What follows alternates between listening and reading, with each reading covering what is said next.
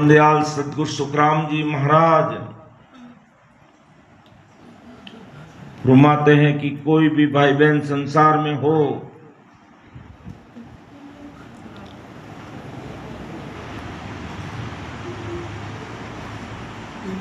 तो कैसे उसे शुद्धि समझ आती, कैसे उसे बुद्धि आती, कैसे उसे ज्ञान और अकल आती, तब उसे हृदय में ये मालूम पड़ता है कि मैं कहां से आकर के जीव भाव में आ गया और भवसागर के दुखों में पड़ गया। मुझे कहां जाना था, मुझे कौन सा सुख लेना था, कौन से सुखों के लिए मैं निकला था और कौन से ये 5 विषय बटफाड़े लुटेरे बीच में मुझे लूट लिया। ये सब मुझे पता कब चला कि परतम हम सतसंगत कीनी, सुध बुध ज्ञान अकल सब लीनी, तब हृदय ऐसी दरसावे, कहाँ सो जाए कहाँ सुहावे।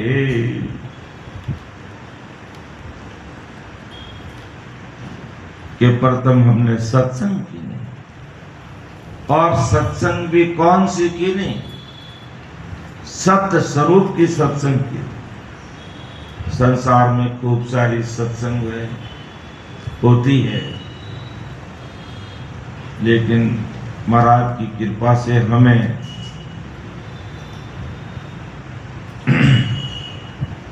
अगर मैं मेरी कहूं तो मुझे ये सत्संग मेरे जन्म से पहले मिल गई।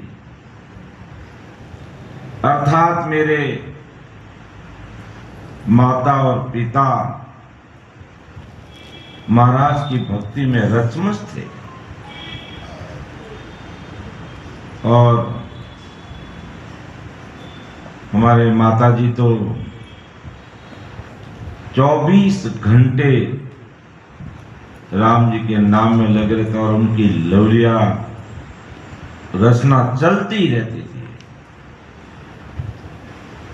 और कई प्रकार के हरजस। ठीक है, थोड़ा हमें इतना ध्यान नहीं था, बाकी भजन के प्रताप से कुदरती उनके मुख से हरजस निकलते थे, ऐसी कृपा थी। और वो जब हमारे माताजी मुझे नहीं कहना चाहिए मेरे मुख से, लेकिन जो सत्य चीज है वो सबके सामने नहीं रखेंगे तो आने वाले माताजी भी कैसे इसमें रचमच होंगे। इतने प्यारे महाराज के हरजस बोलते और उस समय गट्टी पीसते थे, चक्की नहीं थे आटा पीसने के लिए, गट्टी पीसते थे। और हमारे गांव में एक बहुत बड़े संत हुए दानाराम जी महाराज। 4 बजे जब हमारे माताजी गट्टी पीसती थी और हरजस बोलते थे तो गांव की गली में और लोग सुनते थे। और वो दानाराम जी संत 4 बजे आकर के घर के बाहर जो चौतरी बनी हुई रहती उसके ऊपर बैठ जाते और भजन का आनंद लेते और कहते, बेटा तुम और कोई अन्यथा मत सोचना, तेरे कंठ से निकलने वाले हरजस मुझे अति प्यारे लगते हैं, मेरा मन लग जाता है, इसलिए मैं यहाँ बाहर बैठ के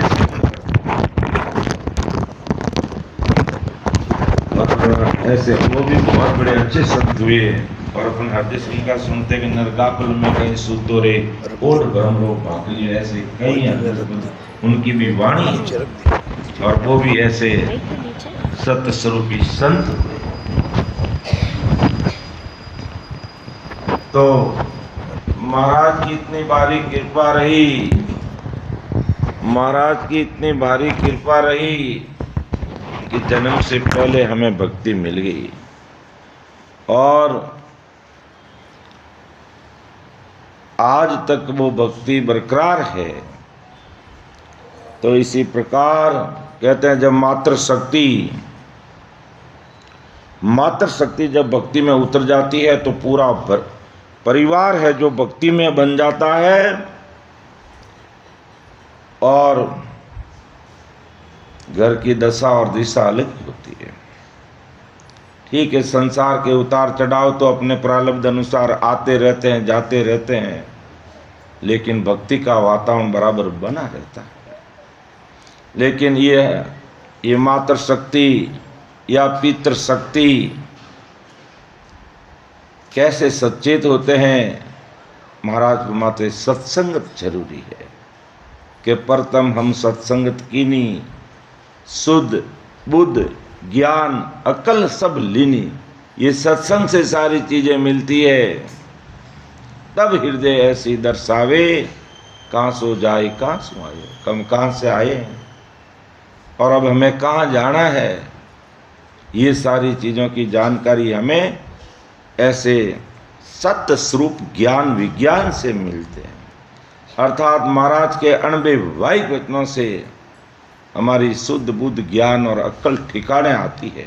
और फिर साची लगन जीणा घट लागे, गुरु गम साची बरम नहीं जागे। लोक लोक निर्णा सब जाने, सर्व सुना का भेद पिछाणे। फिर सत्संग में बैठ गए, शुद्ध बुद्ध ज्ञान अक्ल आ गई। फिर साची लगन जिणा गट लागे, जिन गट में साची लगन लग गई, गुरुगम साची भरमन जागे। सदगुरु जी महाराज के प्रति कोई किंतु परंतु नहीं कि मेरे सदगुरु साहिब जो विक्रम संवत 1783 में इस धरती पर आकर के जो अणव्यवहारिक वचन रखे हैं अमर लोक के लिए, वो सत्य है।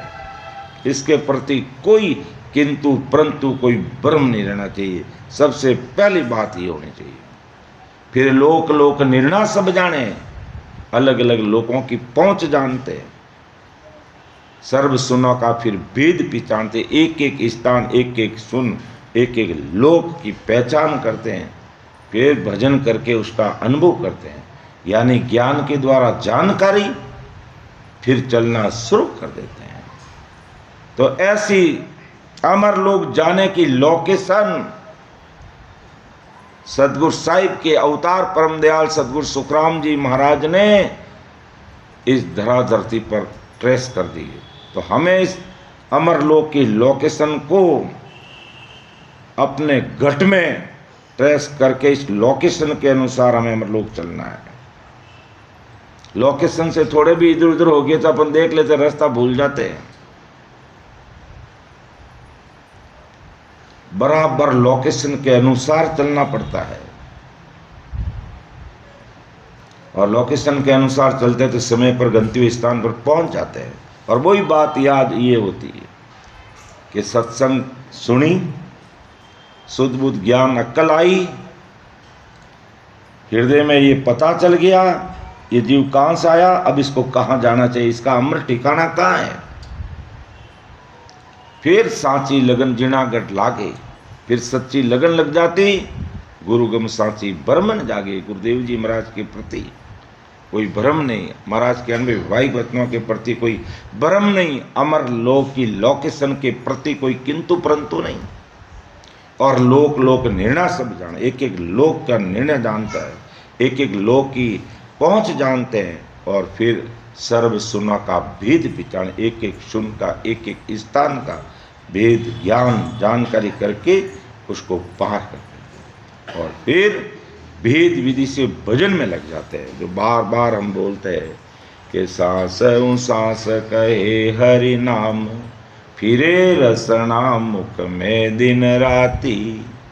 कि सांस सांस कहे हरि नाम, आती जाती सांस में, फिरे रसना मुख में दिन राती। अपन 2 घंटे 3 घंटे की बात करते हैं, रसना मुख में रात दिन चलनी चाहिए। दरिया महाप्रभु ने कहा, हाथ का मुख राम हृदय सांची प्रीत, दरिया ग्रही संत किर आई उत्तम राम रीत। जब साधना शिविर में बैठते हैं तो 2 घंटे 4 घंटे बैठ जाइए, और बाकी घर पर, दुकान पर, खेत पर, कल्याण पर, जहाँ भी काम करे, संभव है कि भाई मेरा मुंह चल सकता है, रचना चल सकती है, तो आप उसको भजन में लगाते हुए काम कर सकते हैं। दिक्कत तो मुझे आती है, क्लास में पढ़ाते समय क्यों मुझे बोलना पड़ता है वहाँ पर, इसलिए मैं वहाँ रचना नहीं चला सकता। लेकिन खेती का काम करने वाला, दुकानदारी का काम करने वाला, अन्य काम करने वाला, वो अपनी रचना को जारी रखता है, वो अपनी रचना को जारी रखता है, और वो रचना चल सकती है। तो महाराज रात और दिन ये रचना चलने की बात करते हैं। रचना का मतलब ये जीव बराबर, कंठ जीभ और होठ बराबर काम में आते रहना चाहिए। बस काम की बात, फिर राम की बात, इसके अलावा दूसरी कोई पंचायत ही नहीं बस। और धीरज ध्यान अडोलन डोले, ऐसा धीरज धैर्य के साथ ध्यान लगाना जो बिल्कुल इधर उधर डोले नहीं। आसन मार उकाऊ छाती, फिर आसन मार के उकाऊ छाती, सीना तान करके, जो कल से आज देखा मैंने, अच्छा सुधार है उसमें। फिर नाड़ समीसर राखत नहीं, इस नाड़ को, इस गर्दन को, रीढ़ की हड्डी को मोड़ नीचे झुकाना नहीं, सीधा। जैसे हमारे रात की सत्संग में परम आदरणीय हमारे हिंदुस्तान के राजस्थान राज्य से, नागौर जिले से, क्यूसर तहसील से प्रकाश जी उपाध्याय ने बहुत ही सारगर्भित एक साखी के द्वारा हमें खूब सारी बातें हमारे सामने रखी कि अभी जैसे थंबा को खड़ा करना है तो किस प्रकार उसके है जो हम तान लगाते हैं, तो इसी प्रकार इस रीढ़ की हड्डी रूपी खंबे को, इस नाड़ को खड़ी करने के लिए हमें अपने घुटनों पर ऐसे तान देने चाहिए, ताकि हम झुकते नहीं हैं। और सीधे बैठेंगे तो अधिक से अधिक राम स्मरण होगा हमारा अंदर की सांसा के साथ। सारा काम अंदर का है, कोई बाहर का काम है कोई? सब अंदर का काम है, सब अंदर का काम है। बीमार हो जाओगे तो गोली बाहर फेंकाओगे, अंदर डालनी पड़ेगी। प्यास लगेगी तो पानी सिर पे डालोगे, मुंह से पीना पड़ेगा। भूख लगी तो थाली पीछे रखोगे, सामने रख करके खाना पड़ेगा, है? सब चीजें अंदर जाएगी तब उसका सुख हमें मिलेगा। तो ये राम नाम का सुख भी, जब ये राम नाम अंदर में उतरेगा, हमारी इस प्राण वायु ऑक्सीजन के साथ में, तो रग रग रोम रोम में ये राम राम होने लग जाएगा। तब हम इस धीरे धीरे जो काल की सता है, होन काल की सता है, वो दूर होती चली जाएगी और सत्य स्वरूप ज्ञान विज्ञान की सता घट में प्रकट हो जाएगी। तो नाल समीसल राकत नाई, मोड़त अंगन बंदत बाती। अंगों को नहीं मोड़ना है, बंदत बाती, बातें नहीं करना, मोबाइल का प्रयोग नहीं करना। और आज कल से आज सुधार हुआ है, फिर भी 1 घंटी इधर से आई थी, फिर धीरे से किसी ने बात भी की थी, इसमें भी सुधार हो जाना चाहिए कि बस बैठ गए, मतलब बैठ गए, मन नहीं लगे तो ही बैठे रहना है। अपना मन मानेगा, आज नहीं मानेगा कल कहाँ जाएगा? जब आपने मन को मजबूत बना लिया तो एक मन कहीं नहीं जाएगा। और भजन करने पर ये कंट्रोल होगा। फिर मन को थो पवन सु मेला सुरत समोई निरत कर साथी, मन को थोपना रोकना और सांसा के साथ लगाना कि मेरी सांस अंदर जा रही है, आ रही है, जा रही है, आ रही है, मन को यही काम दो बस, और दूसरा कोई काम ही नहीं, अपना आप ये कंट्रोल हो जाएगा। फिर सूरत समोई निरत कर साथी, सूरत और निरत को एक करके शब्द के साथ लगा दीजिए। सुखराम के यूं ध्यान धरे जो दीप सु ज्योत जले बाती। तो ऐसे अगर अपन ध्यान धरेंगे तो ये नयन चंद निज नाम रूपी ज्योति हमारे घट में प्रकट हो जाएगी, जो अखंड ज्योति परम दयाल सदगुरु सुखराम जी महाराज इस धरा धरती पर जब अवतरित हुए लेकर आए। और अगली साखी में महाराज ने सूरत शब्द के बारे में और लिखा है कि सूरत शब्द के साथ नहीं रही, मन सांसा के साथ नहीं रहा, तो ये बीजोग रहेगा, भक्ति का संयोग बनेगा ही नहीं। कि सूरत शब्द बीजोग, सूरत और शब्द का बीजोग रहा, सूरत शब्द के साथ नहीं मिली, नहीं लगी, और मन पवना न्यारा रहे, मन सांसा से न्यारा है, मन सांसा के साथ नहीं लगा, चारों मिलन संयोग, और चारों चीजें मिल गई, भगत जोग जाते कहे, तो भक्ति का जोग बन जाएगा, भक्ति का संजोग बन जाएगा, भक्ति का काम हो जाएगा।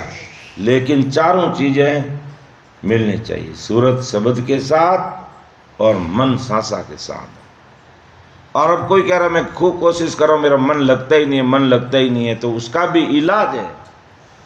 और वो इलाज क्या है?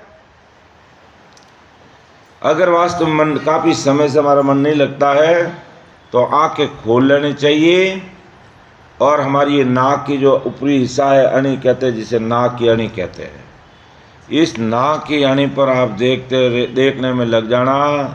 सूरत तुम्हारी अगर काल कसाई के पास भी अगर विदेश में चली गई और मन कहीं पर भी भटक रहा है, मात्र 1 मिनट में ये सब ठिकाने, मन क्या, मन का बाप भी ठिकाना हो जाएगा, सूरत और नृत्य के इसका बाप भी ठिकाना आ जाएगा। ये बलि नहीं है तो प्रैक्टिकल करके आप देख सकते हैं ऐसे। यानी ये जो नाक यानी इस पर ध्यान लगाइए, इसको देखिए, राम राम भी करता रहना, केवल इस पे ऊपर ही ध्यान नहीं लगाना है कि भाई बस हमें तो बाबा जी ने कह दिया ऐसा ही ध्यान यही लगाएंगे हम, तो ऐसा ध्यान ही नहीं लगाना। हमें सिमरण करना, ये स्थिति तो कब करनी है जब हमारा मन बार बार जा रहा है, तो आंखें खोल करके हमारी नाक की अणी पर इस पे यहाँ देखना शुरू कर दीजिए। अभी मैं यहाँ देख रहा हूँ तो मुझे कुछ भी याद नहीं आ रहा है। आंखें अगर ध्यान लगाते रहोगे तो आंखों में दर्द होने लग जाएगा, तो अपना आप ये मन सूरत सब दौड़ के अंदर आ जाएगी। ज़्यादा देर ध्यान लगाने की जरूरत नहीं है, अपना आप हो जाएगा। तो लेकिन भक्ति भजन करेंगे और हमारी प्रीत आएगी भजन से, और हमारा मन लगेगा, साची लगन लग जाएगी, तो मन बेचारा क्या करेगा, मन क्या करेगा। जैसे आज की हम परिस्थिति देखते हैं, आज की हम परिस्थिति देखते हैं, अगर किसी को किसी से प्रेम हो जाता है, चाहे भले आपस में दोस्त में प्रेम हो जाता है, और एक दोस्त दूसरे दोस्त के लिए मर मिटने के लिए तैयार हो जाता है, मर मिटने के लिए तैयार हो जाता है। पहले जमाने में कोई भी व्यक्ति किसी के घर जाकर के अगर अंजल पानी ले लिया और उस घर का नमक खा लिया, तो कभी नमक हरामी नहीं होते। चाहे मरने की नौबत आती तो मरने के लिए तैयार हो जाते। ऐसे सैकड़ों उदाहरण हमारे राजस्थान में, सैकड़ों उदाहरण है। कि एक राजपूत एक ठिकाना में अपना काम से वो कहीं जाता, रात्रि विश्राम के लिए एक ठिकाने में रुक जाता है, और जब उसको पता चलता है कि सवेरे या तो युद्ध होने वाला है या के ठिकाने को दूसरे ठिकाने लड़ना पड़ेगा, तो वो जो मेहमान अतिथि है, वो अतिथि कहता मैं भी लड़ने के लिए तैयार हूँगा। अरे कहा भाई तुम्हारी कोई जरूरत नहीं है, हमारी फौज नहीं, मैंने आपका नमक खाया है या तुम्हारा लून पानी खाया। और कहते केवल एक रात्रि में भोजन करने के लिए वो अपना प्राण त्याग देता है, युद्ध मैदान में उसकी गर्दन कट जाती है और वो कटा देता है। ये प्रस्तुतियां रहती है। तो ऐसी प्रीत जब नाम से हो जाएगी, इस भक्ति से हो जाएगी, इस केवल ज्ञान विज्ञान सस्वरूप से हो जाएगी, ऐसे महाराज के अनुभव भाई वचनों से हो जाएगी, तो मन क्या करेगा बेचारा, मन क्या, मन का बाप ही ठिकाना आएगा। लेकिन ऐसी प्रीत, ऐसा प्रेम चाहिए। हमें परमात्मा का नमक हरामी नहीं बनना है कि उन्होंने हमें इतनी सांसारूपी धन देकर के भेजा है, क्या ऐश आराम करने के लिए भेजा, क्या मौज मस्ती के लिए भेजा, क्या घर की गांगरत के लिए भेजा, क्या दुनियादारी के कामों के लिए भेजा, कि मायावी जगत में तुम डूबे रहना, मायावी भक्तियों में तुम डूबे रहना, बाहर के काम तुम करते रहना, अंदर का कभी विचार ही नहीं करना, बस संसार के खाने पीने और पहनने में ध्यान लगाना बस है। इसलिए हमें परमात्मा ने भेजा है। अगर हमें परमात्मा तो सांसारूपी 77 करोड़ 76 लाख सांसारूपी पूंजी क्यों दी कि हम भजन करके अपना कार्य कर लें। लेकिन ये कार्य नहीं होगा तो हम परमात्मा के घर के नमक हरामी होंगे। तो हमें नमक हरामी नहीं बनना है। हमें परमात्मा का घर का नमक खाया है, उसका धन का सदुपयोग सांसारूपी पूंजी हमें मिली है, तो हमें भक्ति में लगा करके सदुपयोग कर लेना। तो जब ऐसा प्रेम आ जाएगा, ऐसी प्रीति नाम से हो जाएगी, तो कभी भी हम नमक हरामी नहीं बनेंगे। तो सांची लगन जिना गट लागे, अगर ऐसी सांची लगन जिन के गट में लग जाती है तो राम जी महाराज की कृपा हो जाती है, और फिर सूरत शब्द का भी संजोग होता है। तो चारों मिलन संजोग, चारों का मिलना हो गया, भगत जोग ज्ञाते गए, उससे भक्ति का जोग बनेगा। और ये इधर उधर भटकते रहेंगे, तो इसलिए बैठते ही हमें इन पर ध्यान केंद्रित करना है कि मेरी सुरता बार बार क्यों बाजार में जा रही है, मुझे 2 घंटे के लिए बैठना, तो बस यहीं बैठना है। मन सांसा के साथ लगाना तो लगाना ही है, क्योंकि इनके बिना काम होगा नहीं। कोई भाई बहन कहते हमें कुछ भी पता नहीं चलता, कुछ भी पता नहीं चलता है, तो बिना सूरत शब्द का मेल किए मन सांसा के लगाए हुए अपन भक्ति करते हैं। इसलिए अंदर की बातें हमारे समझ में नहीं आती है, इसलिए हमारी अंदर की बातें समझ में नहीं आती है। अब लाल बाग इतना बड़ा बना हुआ, हमें कोई लाल बाग के बारे में पूछे तो हमें क्या पता लाल बाग, हम लाल बाग के चारों तरफ घूम तो जाते हैं गाड़ी में बैठे बैठे, लेकिन लाल बाग में है क्या वो हमने कभी देखा ही नहीं है, क्योंकि बाहर से निकल गए, हम इधर से आए, इधर से निकल गए, एक गेट उस दिशा में, एक गेट इस दिशा में, चारों दिशा में 4 गेट है, लेकिन अंदर क्या वो हमने देखा ही नहीं। अंदर क्या हमने देखा ही नहीं। और अंदर देखना है तो हमें गाड़ी में से उतर करके उस गेट में घुसना पड़ेगा। अर्थात मायावी जगत की गाड़ी में बैठे हैं तो भक्ति की गाड़ी में, सत्संग में, राम नाम रूपी जहाज में आकर के हमें बैठना पड़ेगा। यहाँ लाल बाग का पता चलेगा, यहाँ ब्रह्म बाग का पता चलेगा। जिगर मंडल में के अगम आवाजा गैब कियो घर जरयो बैराट, भवन भवन में चांदनो वारो बदन करे भरलाट। ये कब पता चलेगा? जब भक्ति रूपी गाड़ी में बैठेंगे तब। मायावी जगत की गाड़ी में बैठे रहे या बाहर की गाड़ी में बैठे रहेंगे तो काम बनेगा नहीं।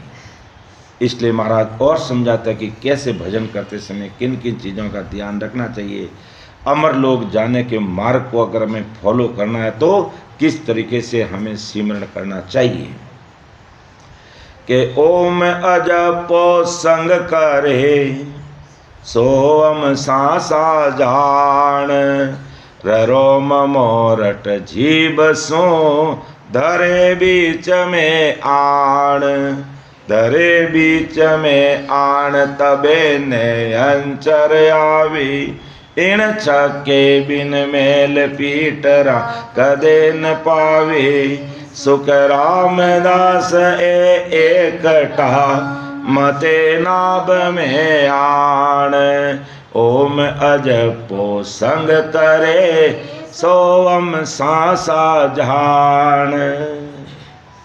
बार बार इसी विषय पर फोकस करने का कारण ही है।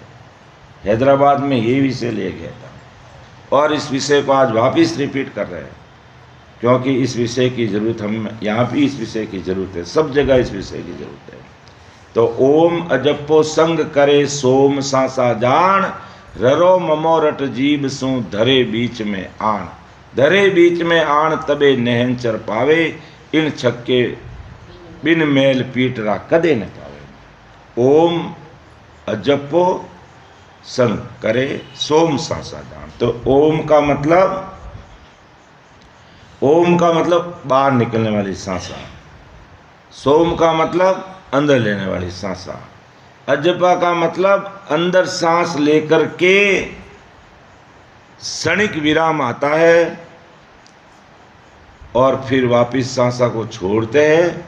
तो लेती हुई आती हुई सांस और जाती हुई सांस के बीच में जो अंतराल आता है वह अपन सांस अंदर लिया और फिर निकाला, उसके बीच का जो अंतर वैसे अजपा कहलाता है। और इन शाब्दिक अर्थ देखें तो अजपा का मतलब बिना जाप किए। तो यहाँ आती हुई जाती हुई सांस के बीच का जो अंतर है, तो इन तीनों का बराबर मेल हो रहा। सांस अंदर आ रही है जा रही है, आ रही है जा रही है, तीन चीज़ें ये होगी। फिर ररो ममो र और म यानी राम नाम को जीभ से रटते, धरे बीच में आण यानी बीच यानी कर्ण से लेकर के नाभि तक, धरे बीच में आण तबे नहनचर पावे तबे नहनचर आवे।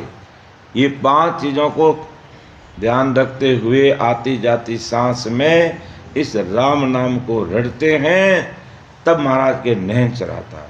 इन छक्के बिन मैल पीट रहा कदे न पावे। इन छह का मैल हुए बिना पीठ का मार्ग खुलता नहीं है, क्योंकि नहनचर आए बिना, नहनचर के बिना पीठ का मार्ग खुलता नहीं, और पीठ का मार्ग नहीं खुलता है तो हम आगे की चढ़ाई कर नहीं पाते हैं। तो सुखरामदास एकटा मते नाभ में आए, ठेठ नाभि तक, कंठ से लेकर नाभि तक। इसलिए बार बार हमारे संत कहते हैं सीधे बैठिए सीधे बैठिए, ऐसे घुटनों पर हाथ रखने का कारण क्या, क्यों कहते हैं ऐसा कहने का कारण क्या है कि हम आती जाती सांस में आराम से सिमरण कर सकें। अगर हम सीधे बैठेंगे तो आराम से हमारा सांस अंदर जाएगा बाहर निकलेगा।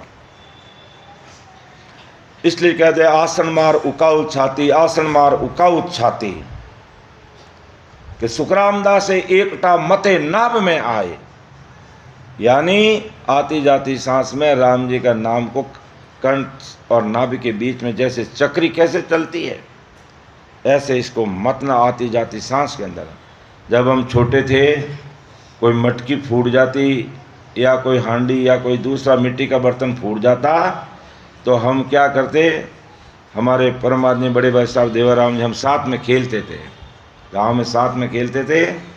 तो मिट्टी का जो वो टुकड़ा लेकर के उसमें दो छेद करते और उसमें धागा डाल करके फिर उसको घुमाते, पहले जोर से हाथ जोर से घुमाते घुमाते घुमाते घुमाते, फिर यूँ करते और आपस में टकराते, फिर यूँ घूमते ऐसे करते और आपस में एक दूसरे टकराते। तो वो फिर अपना पहले उसको एक बार घुमाया, ऐसा जोरदार उसको भट दे दिया और फिर यूं यूं यूं यूं यूं यूं अपना आप चलता फिर। तो इसी प्रकार आती जाती सांस में हम धारोधार भजन करते, धारोधार भजन करते करते करते करते करते करते करते पहले एक धक्का गाड़ी होती है, फिर सेल्फ स्टार्ट हो जाती है, अपना आप चलने लग जाती है, अपना आप चलने लग जाती है। लेकिन धक्का गाड़ी को सेल्फ गाड़ी तो बनाएंगे तब होगा ना, क्या धक्का ही धक्का देते रहेंगे। तो पहले हमें इस प्रकार आती जाती सांस के अंदर बिल्कुल उकाऊ छाती रहा करके कमर को सीधी रख करके बैठना अति आवश्यक है। तो जब सुखराम दास एकटा मथे नाभ में आण, ओम अजपो संग करे सोम सांसा झान, तब ये नैनचर प्रकट हो जाएगा।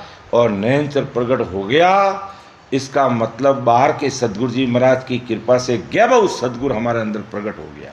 नैनचर का मतलब ही क्या सदगुरु, सदगुरु का मतलब ही क्या नैनचर, नैनचर का मतलब ही क्या सत्य स्वरूप, और सत्स्वरूप का मतलब ही क्या नैनचर। तो वो गैबव गुरु घट में प्रकट हो गए, तो मन में उत्पन्न होने वाले सारे प्रश्नों के उत्तर भी कुदरती मिलने लग जाते हैं। प्रश्न भी खड़े होते हैं, प्रश्न का उत्तर भी कुदरती आ जाता है।